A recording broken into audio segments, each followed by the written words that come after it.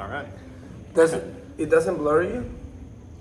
What, blur? Yeah, because it's cinematic, so I don't know if it No. blurs. So the cinematic on this camera, it actually gets both of us. Oh, perfect. So it'll like switch back and forth. It's kind of wild. Fucking Yeah, it's wild. So we had a first little half of the podcast get interrupted because it was too hot. The phone kind of shut down on us, but we'll see if we added some of that in there. But if not, we'll start over, and Juan will give us a quick introduction of his past, who he is, and how we're going to be able to share with some of our lessons along our life, maybe with you, and so we can grow together. Yes, sir. So We start with the beginning? yeah, man, yeah, for sure. So yeah, I'm from Colombia. I'm Juan Jose, 24 years old, a professional fighter, 2-0, more than 15 amateur fights, then I turned pro last year, and entrepreneur. I've been fighting now for 6 years. Also started doing business 2 years ago. My dream has always been to be an entrepreneur, to have businesses, and I saw fighting as one of the ways that I can get there. So yeah, that's why I'm a fighter. I love it. Yeah, and maybe we'll cut some of those pieces in that we talked about earlier, but we were talking about the discipline that was instilled by his father through his upbringing, because his father was a little bit undisciplined in his childhood, and he wanted you to be this professional soccer player, and he instilled a lot of these disciplines that you took to heart, right? Like obviously you use those, but what was the transition? I'm curious about this, that you said, well, soccer is no longer going to be the path for me. What, like, because you said you started fighting at 18? 17. So what was the transition to say, okay, because you were a pretty good soccer player, to say, hey, this is not the path, I'm going to go this route as well? Because I know you said, if you can tell, like, he has a really great English, accent, and he learned all of his, most of his English from Joe Rogan. Yeah, Joe so Rogan. You think that you said that was a big inspiration for you to kind of transition? So everything started because I love the game. Like I love soccer. Playing when I was in the streets, playing with my friends, I always enjoy it. But every time you get serious, you get to a competition, because I always play in the best teams in Colombia. And every time you get to the competition, I have two problems. One, it's super small. I grew and I got taller when I was like 18. But my whole life that I was playing soccer, I was always the smallest, and I was extremely slow. Like I don't know how you call it. Like I had slow muscles. I'm extremely resistant. Like I have good resistance, but I was slow. So your cardio was good. Yeah, the cardio was the best, and my technique was like beautiful. But those two problems, like if you go and watch like Colombians team members, it's a bunch of fast players. It's a bunch of. So I was always praised by all my coaches, but every time I was in the bench, or I came in for the last part, or I was how it gets called when someone's in the 11, like in the first 11 when starting. When I was starting, I always got scared because I got so much pressure on myself. Like when I play in my school, like every game that was friendly, I was the best.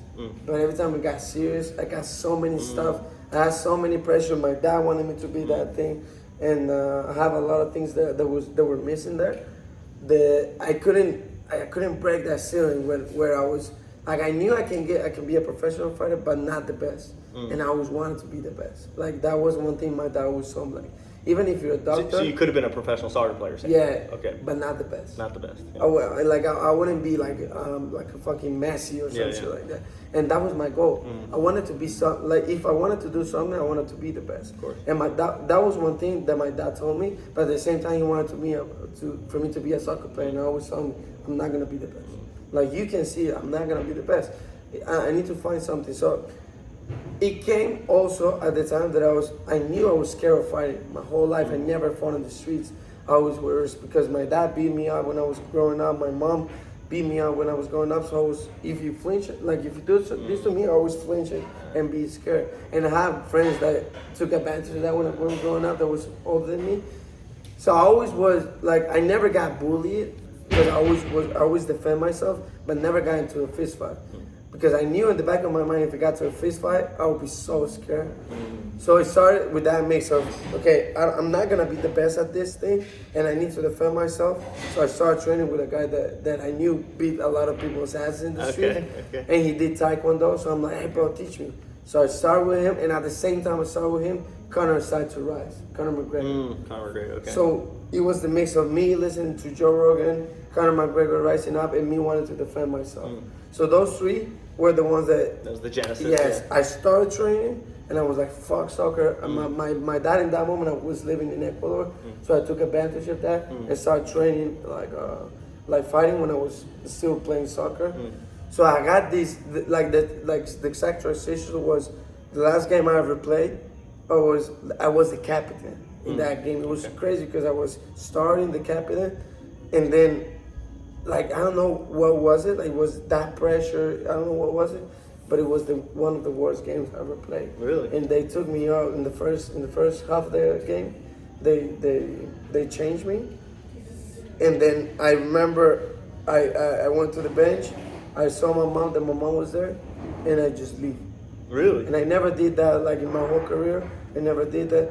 I just leave and took my mom and said, like, hey, let's go. She's like, what? Go back and learn. Let's go. And that's the last game you ever played? And then we went to the car, and I told her, this is the last game I'm ever gonna play.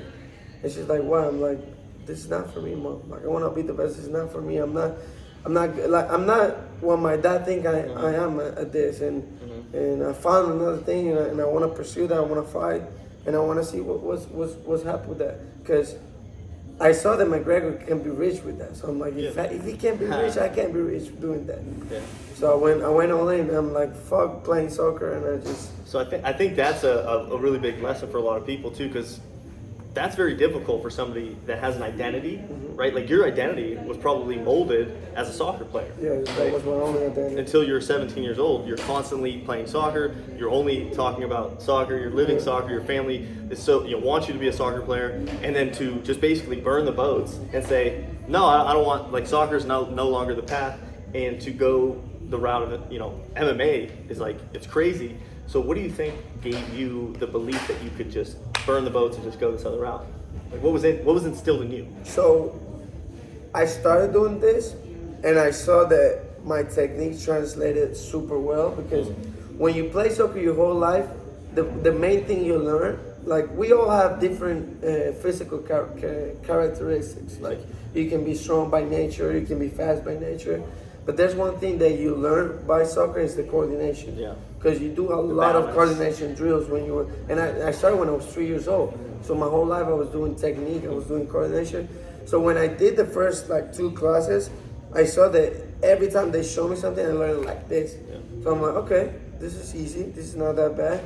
Then I got hit the first time, and then I did jiu-jitsu the first time, and then I got tapped in 5 minutes I got tapped 15 times, but I kept going. Yeah. So I'm like, okay, I have a rage on me. I thought, and that moment I thought it was rage, it was anger. So I'm like, okay, I'm able to endure this by being rage, so I can take this as an advantage. So I have those 2 things that I'm like, maybe this is the path. Do you like, in the moment, did you notice that you were like, huh, I thought I would quit, but I didn't quit? You were aware of it. I thought I was a pussy my whole life. Until you were in there, you were like, oh wait, it's not as bad as I think, and I'll keep going. Yes, and I never thought about quitting. Like, I never thought about quitting, so that was like, well, then maybe I'm not such a pussy that I thought I was. Was this before you quit soccer? So this was like when you were No, training? that was the transition. So I started training 2 months before I quit soccer. Okay. Because I told my dad was in Ecuador, so I told him my mom told him that I was training that. But I told him that, there's a soccer player called Zlatan Ibrahimovic, and Zlatan did a taekwondo and karate. And he did that headbutt though. Yeah. No, and he did some martial arts. So I told my dad, I know he does it, and he says it's beneficial for this. I bullshit him and told him it was gonna be beneficial for me to soccer. So he was like, okay. So when he came from Ecuador, it was my first kickboxing fight. So I had my first kickboxing fight 3 months in training. And then when he came in, I was 1 week before the fight, and I told him hey Dad, I'm gonna be honest with you, I quit soccer and I'm gonna pursue this. And he just looked at me, and I told like we have similar things when we were growing up like it was with anger. I was like, I don't want to do this anymore, and he hit me. I don't want to, and he was like so mad because like I put so much effort into you, and you're not gonna do this, whatever. Yeah. But that time I talked with so much maturity, and I talked to him like face to face, like a man, and I told him like I want to pursue this because there's a guy called Conor McGregor. He was able to be rich by doing this, and I know I'm capable to do that. Because if he was capable to do that where he's from, I'm able to do where I'm from. So he looked at me. He was like, he was like quiet for like 5 minutes, and then told me like, I don't know anything about that, but I just want you to promise you're gonna be the best. Wow. That's the only thing I can ask you. Like, just try to be the best and be disciplined and don't quit, and that's it. And that's what we talked about earlier about being able to communicate, right? Like if, say for instance, you didn't speak calmly, you didn't communicate why you thought this was going to be beneficial for you, but also for him, then maybe he would have gotten upset and they wouldn't, you know, like it would have been a conflict, and then you would have resented each other. Because now you guys, you said he's very proud of you, he's very, you know, accepting of everything, but that was because you were able to communicate it properly. And more because I was able to show him, because the first few years, me doing this, so I lived with my parents till I was 18 and a half. Okay. So let's say after I changed from soccer to MMA, I lived with them like 1 year, and we had a lot of fights, because he was trying to put like, he was trying to fake some stuff. Like let's say I leave something in the floor, he never got mad at it, but after I leave soccer, he was mad at everything I did. So he was super resentful. So even if I started, even if at that moment there wasn't a problem, from there it was just trouble and trouble. To one point that we have like a huge fight, and I leave their house to live with her, to live with Juliana, and I changed cities. Like I didn't know anyone in Bogota, and I just grabbed my stuff and leave. And I didn't have anything. Like I didn't have a job, I didn't have money. I went to her house, and like we told her mom like, hey, I'm just gonna stay here for vacations, but I'm gonna live. And then after 3 months, her mom was like, what vacation is this? This is in Bogota? Yeah, I went to Bogota. So Julia's from Bogota? Yeah, she's from there. So we were having like a long distance relationship, and when we were like 8 months in the relationship, this happened in my house.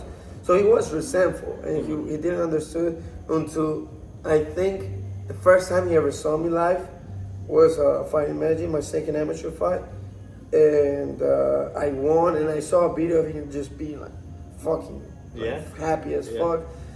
And to this day, I'm gonna be honest, I don't have a relationship where we talk a lot, where we say, oh, I love you. I haven't said I love you to my dad like fucking 10 years, but I can be honest with him and tell him, because he repeat this phrase all my life. He's like, when you grew up, you're gonna give me not the it makes sense saying you're gonna give me the reason. Oh no, you're gonna say I was right. That was you're gonna say I was right. You're gonna thank me. You're gonna thank me. You're gonna thank me. And that whole thing, like I always hated that, because you was like, you're an asshole with me. You think I'm gonna thank you. Yeah. But then, as I told you the story, that when I hear Andrew talking about his dad and how he never was like, yeah, I love you, son, and be like, but he teach so many stuff to him, and then I was like, I'm an ungrateful fucking bitch. No, I'm gonna call him right now and stop being ungrateful. Because even if he got a lot of mistakes, like the fact that I'm here and the fact that I live in the life I'm living is 80% of his teachings. Because even in that moment, and that's another thing, his message is super similar to Andrew's, and it's crazy how like we're from different parts of the world, and his message was like, you have to be the one that provide, you have to be the ones that, and he always showed me that, because my mom never worked a day in her life, and he always provide, he was never like present in being like the mom type of like nurture and be like, I love you, son, but he was always getting home and be like, you have to do this and that, you should do this and that, you should read The Secret, you should meditate,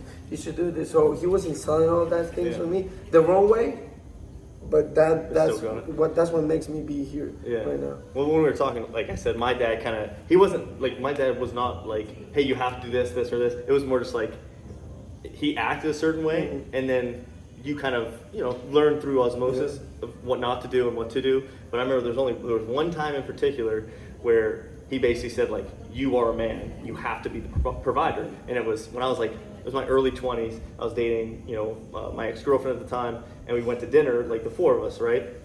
And I think at the end of the bill or whatever, like my girlfriend like wanted to pay, and like I like let her, you know what I mean? And my dad, like after dinner, literally came up to me and he goes, Matt, you never will let a girl pay for you ever again. And he like, I was like, fuck.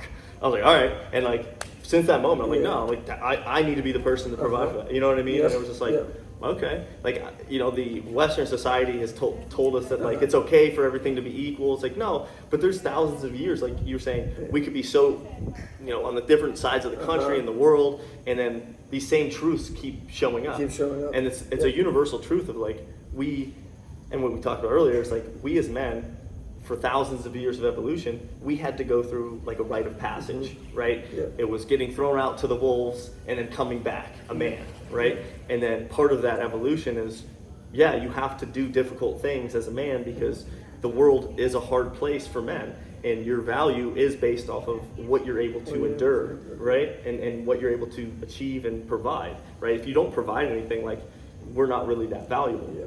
So that was the process of, okay, well now I have to become valuable. And you saw it in different ways, right? Yeah. We all have this path, and we talked about a little bit of the transition for all men should be, we go through these stages, we become valuable, we see how much it impacted and changed our lives. Yeah. So like your life now, it's like, when you're not valuable and you're trying to find yourself, it's the most frustrating thing on the planet. It's miserable. And the second half, of our life should be, now we've gained this thing, we need to teach, we need to give back, right? That's where the fulfillment comes. And that's where I think, even though you're only 24, I thought he was, 30, how wise he is, man.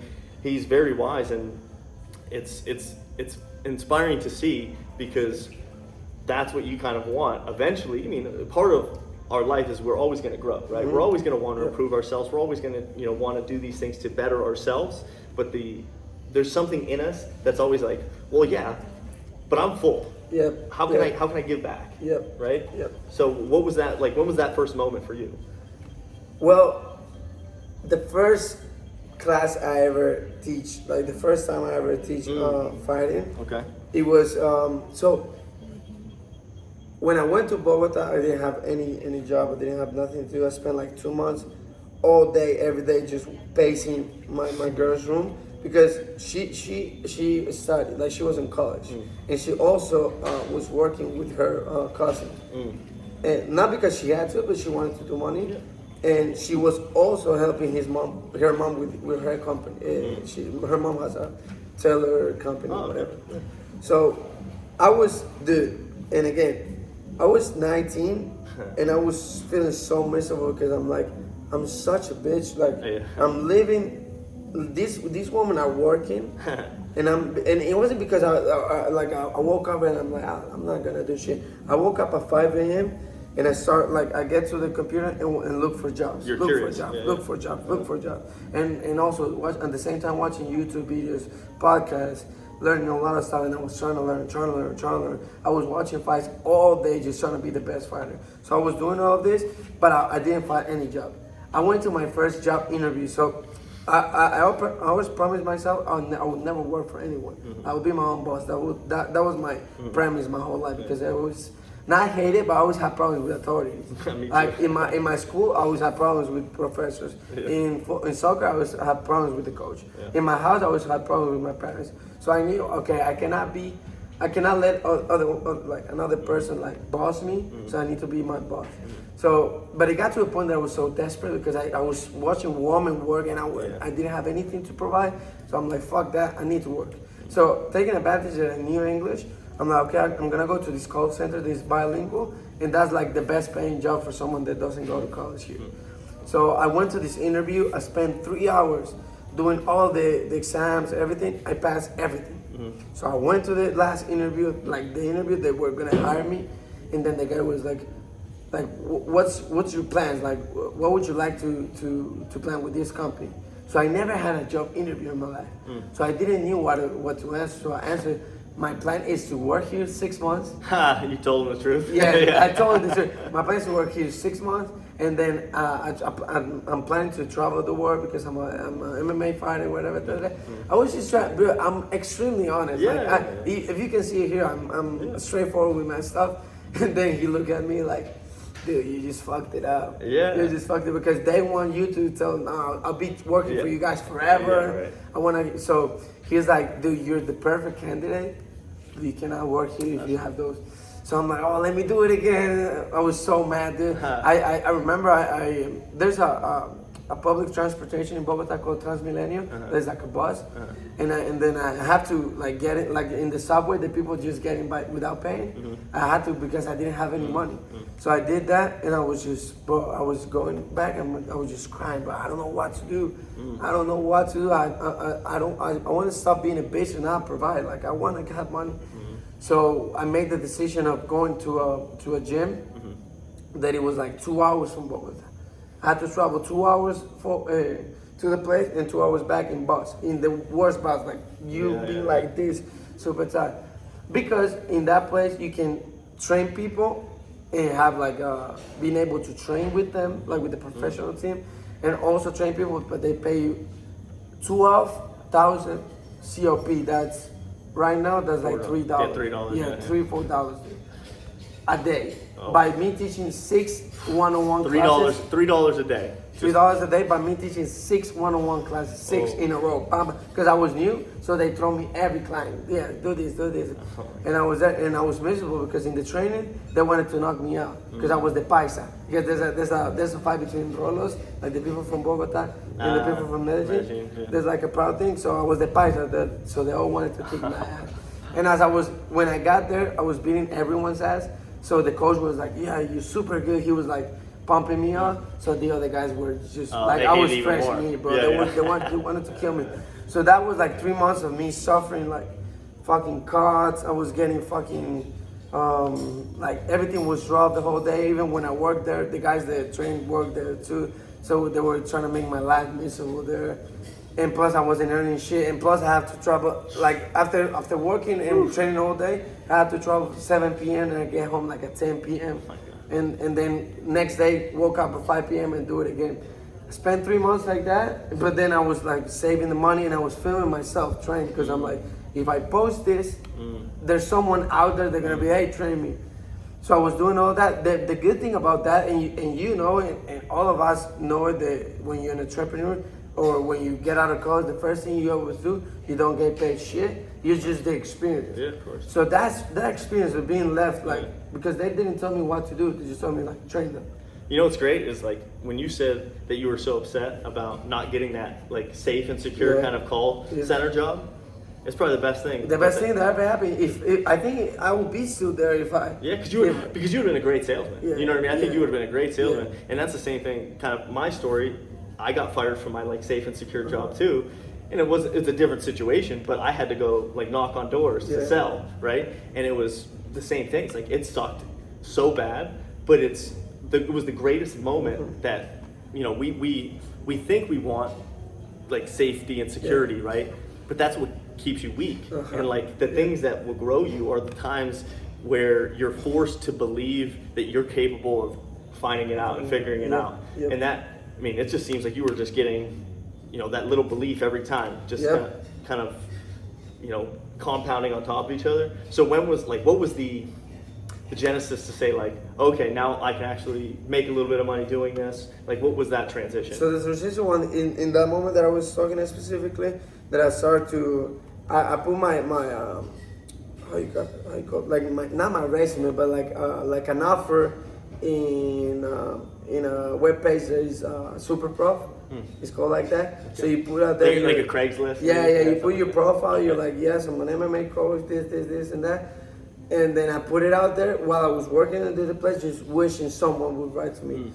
And then I got this message. Hey, I would like to train. It was one of to this day, it was the thing that changed my life because that was my first one-on-one and me getting all the money from the class. I didn't have to share it with no one.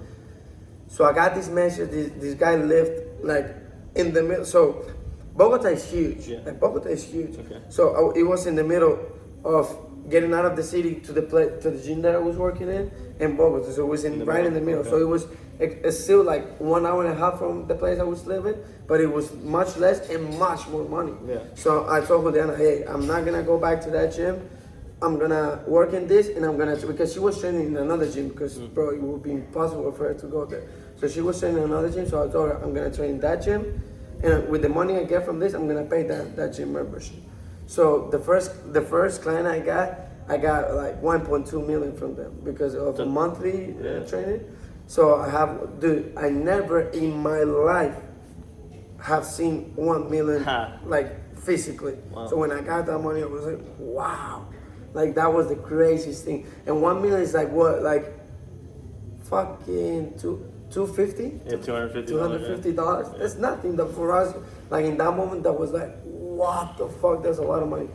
So the first thing I ever did, I grabbed half and give it to Juliana's mom. Immediately went like, hey, thank you for everything you have done for me. I'm so sorry to be here.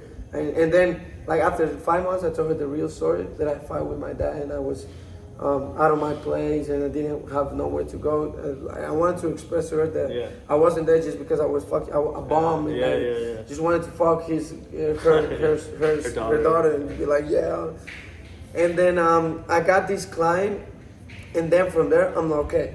I got a lot of videos from a trash phone that I had, but I got a lot of videos from it, and then I started uploading my page, uploading. The Colombian guy, Grego. No, a Colombian guy. It was, but I don't know if I can. Yeah, fuck it. Then I'm talking. So that guy, his dad was in prison because he stole money from the government. Okay. So, but he was still rich. Yeah. You know what I'm saying? The dad was in a rich prison, like he was in the police school. So he wasn't in prison. He was in a fucking compound where they get the best food. Yeah. So you know, like the white collar crimes. Yeah. So he was rich as fuck. So his dad paid for the classes. But that was the good thing because the first client I ever had was rich. Yeah. So he has like the ability to pay to pay for it. And then when I got the first month of I told William, okay, I'm uploading these videos and I'm getting messages from people in Medellin. So maybe I'm gonna go back. If you wanna go back with me, that would be so cool. But I wanna go back because after 8 months there, I still didn't know people. I still didn't network with no one. And you had a big connection. Yeah, I knew everyone from here. So I'm like, okay, babe, like I'm going back because I know now with this experience I have and with the footage I have, I can get some clients in there. So at the beginning it was like 1 month of we discussing because she was in college. So I cannot leave here. So she was like, and plus her grandma has like Alzheimer's, and she was the main provider of her grandma. So she's like, I cannot leave. And I was always telling like, babe, I'll be honest. Like if I leave to Medellin, I'm not gonna promise that I'm gonna still be with you, because we went through the first phase of living apart, like having a long distance. Then we lived together for 8 months. Then again we're gonna separate. So I was like trying to make her go with me because I knew I was gonna blow up. So I'm like, when we're there, we're gonna send all that money to your mom, to your grandma, and everything's gonna be better. You can study from distance. You can study like remotely. So she was like, nah. To the day I bought the ticket, right? And like 2 days before, I'm like, babe, like I don't know what to say. I tried, and she was like, okay, I'm coming. Wow. From one moment to another, she said, no. And then she's okay, I'm coming. I don't want to lose you. Wow. And then she bought the ticket from like 2 weeks before I went there. So I went to Medellin, was getting all this, trying all these things. And bro, everything started to come together. She came to Medellin. We lived like one month in my parents' house till we get, I got those first month payment. Yeah. And then we moved together to 20 square meter place, fucking small ass place. And then that's how we started. Then we started from there. I started getting clients. And from there, that was like 2019 till today. That's the only work I ever had. How was the pandemic for you? It was the best thing that Oh, really? Yeah. Because all the gyms were closed and still people wanted to train. Yeah. So, and I had the permit to walk around in my motorcycle. So every time I got stopped, because in Colombia we got stopped and we got, like, if you don't have the permit, you get like thrown in jail or you have to pay a fine or whatever. So you had a worker's permit? Yeah, I have a worker's permit. So every time this was one of the best stories. And I have this angel of a friend that when I leave my parents' house, he let me stay in his house for two weeks before I left to Bogota. And he was extremely poor, bro. He was extremely poor. And he's like, I had all these rich friends, or at least they have money, and nobody offered to give me house. They know that I was in the streets, and that guy was like, nah, bro, like come here. He gave me those 2 weeks, and while those 2 weeks were happening, he worked in a mall called Éxito. You know Éxito? That's like a store. Okay. And I was telling him, like, bro, you're a fighter. You should do classes. You should train people. And I still that seat on him. So this day, he's now not poor anymore. Yeah. He has money because he's working on that. So that was a good story. But that's amazing. He was the one that helped me in that moment. But also when the pandemic was happening, I was doing these Zoom classes for the gym that I train with. And again, I wasn't making that much money. But then he told me one time, he's like, bro, there's a client that just speaks English, and I cannot train. Like, I don't know how to speak, and the classes are super uncomfortable, whatever. And he stopped coming, but I had his Instagram. Why don't you write him, like you text him, and offer your services? Yeah. And before that, I was always so my whole life I was always super shy. I was never a salesman. Like I always hate to sell things to people because I was super shy. Yeah. So that was one of the first times, because the past clients I had, they reach out to you. Yeah, because I put my how you call that? Like a profile. Yeah, I put my profile and they search for me. But that time I had to sell myself. I have to tell them like, hey, I do this. Would you like to hire me? So I talked to him. Gringos were easy sell. Yeah. So I'm like, hey, I see you training in the gym. I know that don't talk Spanish and don't talk English, and that's why you didn't come back. I talk full English, and I can give you the class in English. I'm this fighter. Look at my videos. If you want to train, let me know. She's like, yeah, for sure, bro. Come tomorrow. And then he was my first client. The guy that lived in front of him, he was one of his best friends, hired me too. So now I have two clients in the same place. So from there we started filming content, and then I put the content, and then everyone started to reach out to me. And as the classes were, like I put the classes with the English clients, with the guys from the US were like, oh, you train people in English, oh, that's cool.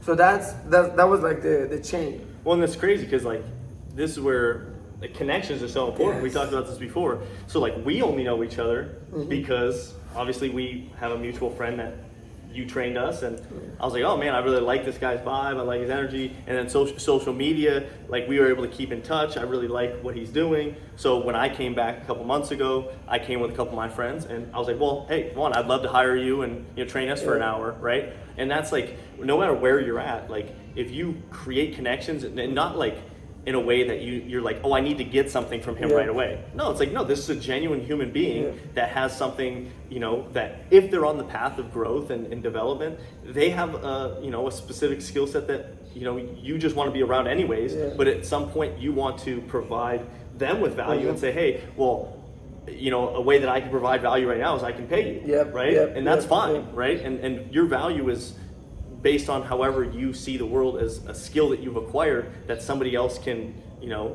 use, right? And then be able to teach that. And that's where I think, it's so important for most people to get out of there. Like, it's so selfish to think like, well, I have to just get better for myself. It's like, no, you're getting better for yourself so you can provide other things for other people. And then that is the, everlasting cycle of infinite money, because if you're providing value, well, people are paying you value. And it's not always money either, right? Like the value comes in, hey, we're in a beautiful mansion up in the, up in San Geronimo.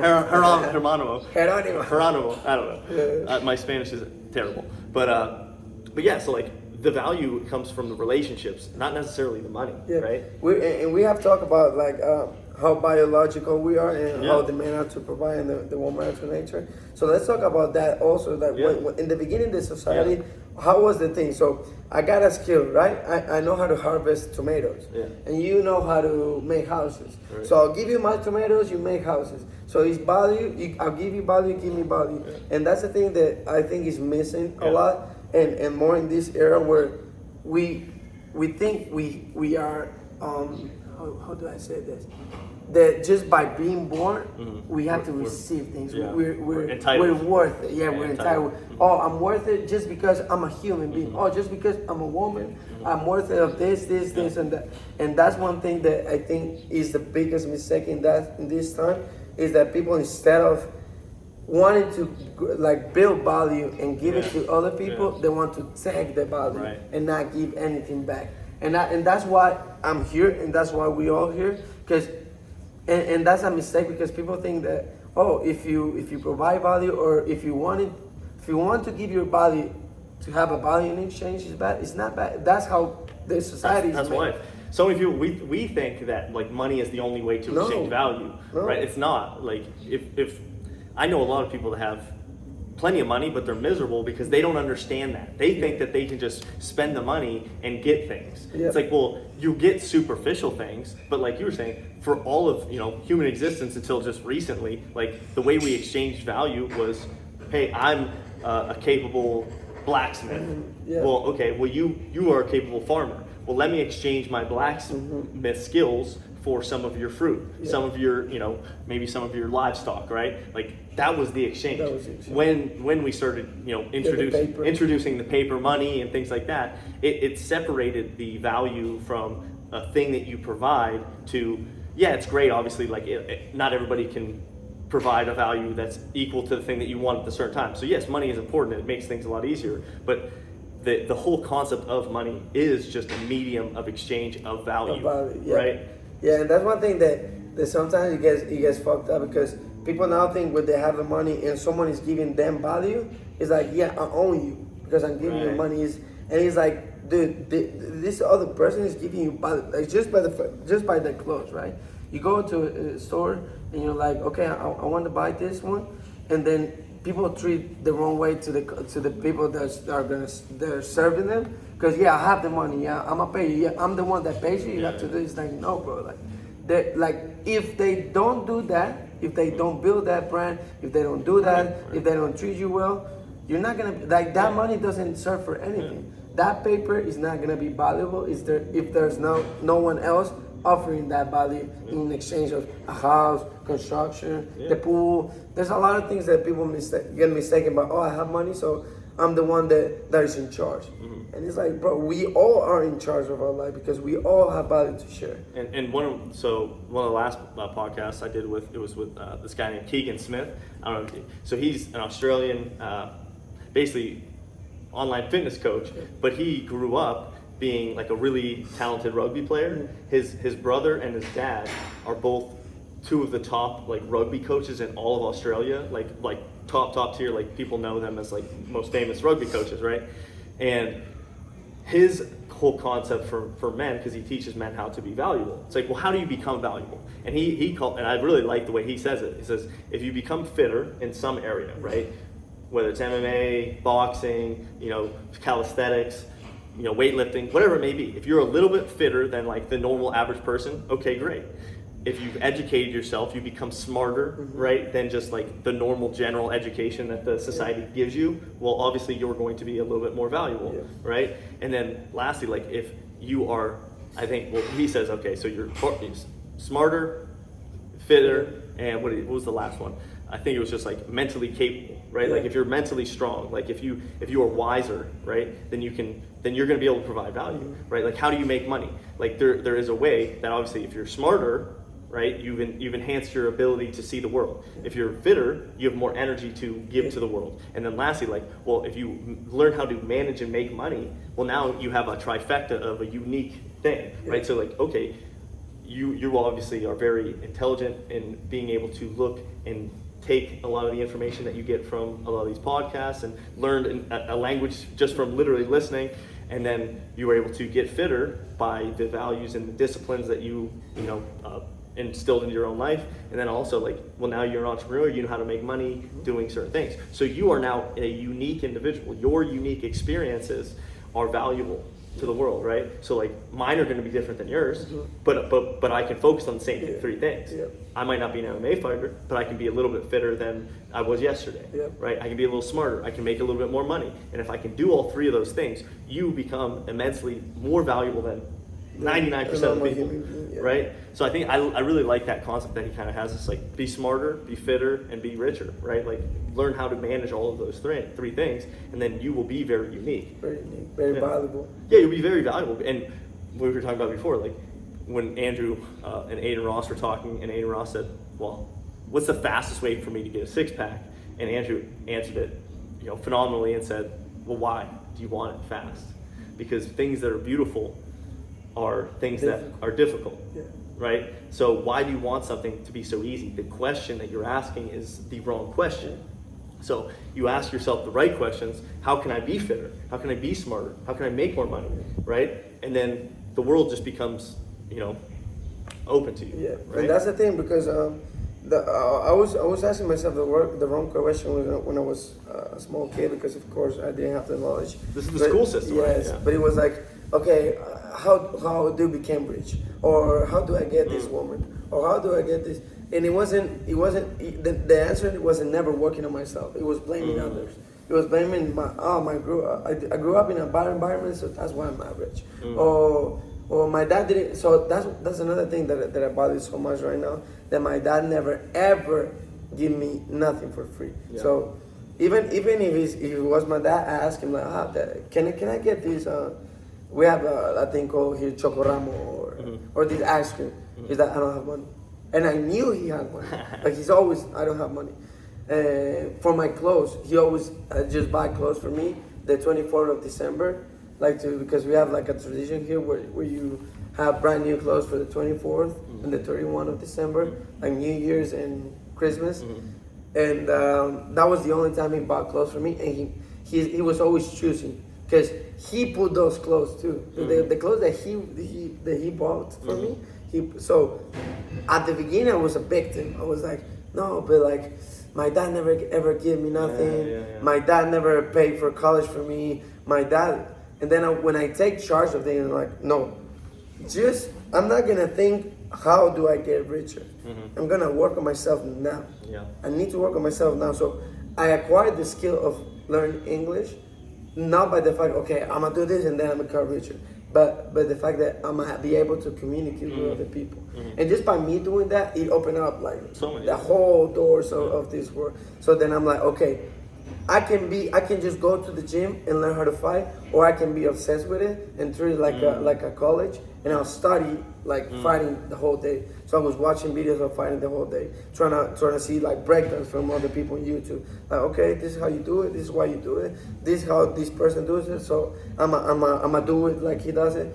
So it was like I worked day by day. How do I become better day by day? You have to have a goal, like an end goal, of course. I want to be rich. I want to travel the world. I want to be the best fighter, of course. You have to have that one. But if you focus on that and you just wake up and I want to be rich, and then sit down and don't do the work, never gonna get there. Well, I think so. I tell people the goals aren't like most people have similar goals, right? Like if I went up to 100 people on the street and said, "Hey, do you want to have more money? Do you want to look good, have more energy? You want to have a six-pack? You want to, be wiser, have great relationship? You want all these things?" Yeah, of course, right? So everybody has like the same goals, but I think where people get messed up is they have the wrong North Star, like your compass of where you're going. Yeah. So like if you have a big vision of how you want your life to be, well, all of the little decisions along the way that reach those like little goals, well, they become automatic, right? You're just like, no, this is the type of person I am. The type of person I am is I'm constantly curious. I'm constantly, bettering myself. I'm constantly trying to look at opportunities and network and be valuable to other people. So because that North Star of who you are, of your core values, it's already set in stone. You don't really necessarily even have to worry about the goals so much because the goals just happen. That's a fact, bro. That's Right. a fact. And it's like, because I've had in my 24 years of living in this world, it's a small amount to a lot of people, but I have gone through so much stuff. And one of the things was, and this is a fun experience that I have. I was obsessed with a motorcycle, the cheapest motorcycle here in Colombia. That motorcycle is again is the cheapest motorcycle here in Colombia. I was obsessed. I need to have that one. And I was in that point that I didn't have any job in Bogota. So I went to Éxito, and the place that I've been telling you, every day, sit down in that motorcycle and cry. I cry. I'm like, how the fuck do I get this? And I was just complaining. I don't know. I don't have anything to do this. I don't have a way to get to this point. I don't have. And I was complaining. Yeah, if I had a good dad, my dad would be able to loan me that money, and I would pay. I was blaming everyone, right? And it didn't happen. If for 8 months, 9 months, a year, I was just crying and not getting anything better, right? When I stopped thinking about that and started making the process, okay, I'm gonna start working, I'm gonna start doing this, I'm gonna start doing that. It got to the point that I got money, and I remember, oh shit, this is the bike I wanted. Let me buy it. Yeah. And I buy it like that. Yeah. Boom. Because you stop focusing on the result. Yes. Right. You focused on the work. And doing the work. Then I have the same situation with the motorcycle I have right now. This one that we're seeing right now. Yeah, beautiful bike. Same thing. This was from my dad. So the thing was, look at this funny experience. I don't know. Life is so weird to me. Like the love of attraction has been so present in my life that it's crazy. I was dreaming about this bike. I can say probably 7 years ago. Oh wow! Like I love that bike more than any bike. Like you can put a bike that is more expensive than that, and I will always choose this one because my favorite color is orange, and I love the design. It's like absolutely love the design. So I was obsessed with that one, right? And I told my dad, "Oh, bro, Dad, I love this bike." Whenever I show him, he's like, "Oh yeah, that's a good bike, whatever." 6 months after I showed him to him, he had a truck, and he was selling it. And someone was like, "Hey, I want to buy the truck, but I want to exchange it for a bike and money." And my dad was like, "What bike?" That was the bike? Oh, wow. And then when he told me, he's like, "Hey, they're offering me this bike." I'm like, dude, I was like, "What? Dad, no, I can't believe it." I'm like, "Dad, please let me buy it from you. Yeah. I want it." And he's like, "I need it. Like, I'm not going to have the truck. I need a bike." And he had a bike already. But he's like, "No, I need it. And because I need to sell it. And you don't have the money now, but I need to sell it right now." And while he was trying to sell it, he started driving it. He's like, he loved it.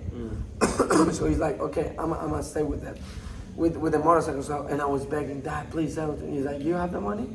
And I was like, "No." He's like, "No, I'm not gonna sell it to you." I have a lot of stories of friends that their dads like give them like a car or a motorcycle. So I was bitter as fuck. I hated my dad because I'm like, 6 months before you had the motorcycle, you didn't even know about it. I told you how much I love that bike. You get the bike and you're able to like, I'm not saying give it to me. Like, I'm not saying give it as a gift. Yeah. I'm saying I'll pay for it, but like monthly, like finance like credit. Let me finance it. Yeah. And you're my dad. Like you're not poor. Like you don't need it. And he was like, no, right? I was bitter with him, and I hated that, and I always complained about that.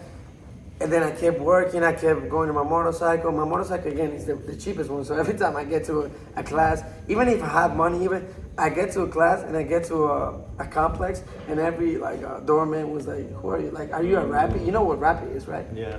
Like a delivery guy. Yeah. And I was always always people look at me down because I was going in that motorcycle. They were like, "Oh, that's the cheapest one." He has to be like a delivery guy. And then like time was going, like I was getting mad at it. I'm like, "Bro, what people are treating me like this, right?" But then I kept working. And then I stopped complaining and do the work. I just do the work. This year, like 2 months ago, I was sitting down with my best friend. We were planning like to start a business, the guy that you met, Esteban. We were planning to do a corporate business that is gonna be live pretty soon. We were planning on doing all this, and we were like having a conversation at 2 a.m. We always have this conversation at 2 or 3 a.m. drinking coffee, fucking having and talking about business. And then I'm like, I remember I have saved money, so I'm like, okay, I'm gonna call my dad right now. I call him like at 2 a.m. I call him. I'm like, "I thought you're awake." He's like, "Yeah, what's up?" I'm like, "Let me buy you a motorcycle." And he's like, "How much you offer?" I'm like, and he teach me. That's one thing that my dad always teach me. And he teach me how to negotiate. So I was negotiating with the negotiator. Yeah, I love it. So I'm like, he's like, he made the question that he always tell me to do. He like, "How much you offering?" I'm like, "No, how much you want?" Yeah. And no, but how much you have? No, how much you want? Tell me how much. Yeah. How much you want? And I told him, "I have the money. How much you want?" And he was like, okay, let me call you tomorrow, and I'll call you tomorrow and tell you how much I want. So he's like, I hang up, didn't talk to him. He didn't call me the next day because I knew what he was doing. So I'm not gonna call him. Yeah, I'm not gonna call him. So he called me the next day after that, and he's like, okay, so if you have the money now, because I want to buy another motorcycle, he told me, if you have the money now, I'll sell it for $5 million, and that motorcycle costs 15. Yeah. And I'll sell it for $5 million. If you want to finance it, I'll sell it for 10. So yeah. Like you pay me $3 million, and then you have to pay me monthly the price. So I'm okay. Let me think about it. And then he was living in Ecuador again. So he came back, and when he came, I'm like, what's up there? Then I pull out the $5 million. $5 million? Look at the mirror. Give me the motorcycle. My brother. And that's the story of these motorcycles. But what's the and the same thing with the houses I have, the same thing with the watches I have. So it was perfect for me to have a goal. Like I wanted that, and I wanted that. But the wrong way to do it, I was focusing my negative energy in it, and I was blaming everyone. No, it's his fault that I don't have it. It's his fault that I don't have it. No, bro. And I do say this, and I mentioned Andrew because he fucking changed my life. Because he put all the things that I knew, and he put them all together, and then I was like, oh shit, like it was a realization. So I was blaming everyone. When I stopped blaming myself, I started getting all of this stuff. Yeah.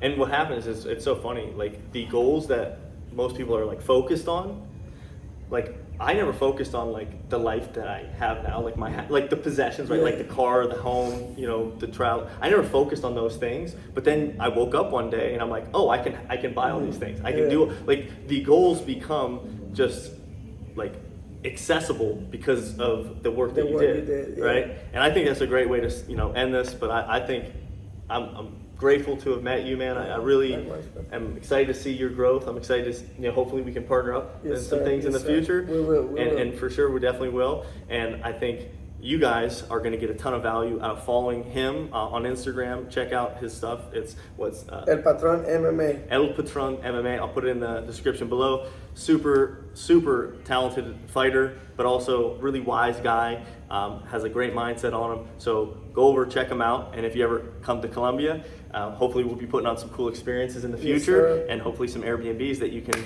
rent from us as well. So I hope you got some value out of this, guys, and we'll talk to you soon. Peace. Peace, be easy.